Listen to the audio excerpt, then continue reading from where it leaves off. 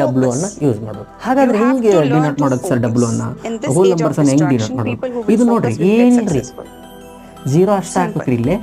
1 2 3 so ನೋಡ್ರಿ ಇಲ್ಲಿ 0 ಇರಲಿಲ್ಲ, ಇಲ್ಲಿ 0 ಆ್ಯಡ್ ಆಯಿತು.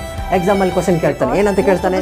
ಸ್ವಾಭಾವಿಕ ಸಂಖ್ಯೆಗಳ ಘನವು 0 ಅನ್ನು ಒಳಗೊಂಡಿದೆಯೋ ಇಲ್ಲವೋ, ಪೂರ್ಣ ಸಂಖ್ಯೆಗಳ ಘನವು 0 ಅನ್ನು ಒಳಗೊಂಡಿದೆಯೋ ಇಲ್ಲವೋ ಅಂತ ಕ್ವಶನ್ ಕೇಳ್ತಾನೆ.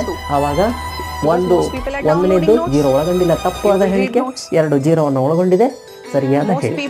ಈ ರೀತಿಯಾಗಿ ಕ್ವಶನ್ ಕೇಳ್ಬೋದು. ನೆಕ್ಸ್ಟ್ ಗೊತ್ತಾಯ್ತಲ್ಲ, ಸ್ವಾಭಾವಿಕ ಸಂಖ್ಯೆಗಳ ಘನ 1ರಿಂದ ಸ್ಟಾರ್ಟ್ ಆಗುತ್ತೆ, ಪೂರ್ಣ ಸಂಖ್ಯೆಗಳ ಘನ 0 ಇಂದ ಸ್ಟಾರ್ಟ್ ಆಗುತ್ತೆ. ನೆಕ್ಸ್ಟ್ ಹಾಗಾದ್ರೆ ಏನು ಬರುತ್ತೆ? ಅರ್ಥ ಆಗಿದೆ ಅನ್ಕೋತೀನಿ, ಸ್ವಾಭಾವಿಕ ಸಂಖ್ಯೆಗಳು ಮತ್ತು ಪೂರ್ಣ ಸಂಖ್ಯೆಗಳು. ನೆಕ್ಸ್ಟ್ ಬಂದ್ಬಿಟ್ಟು ಸಮ ಸಂಖ್ಯೆಗಳು.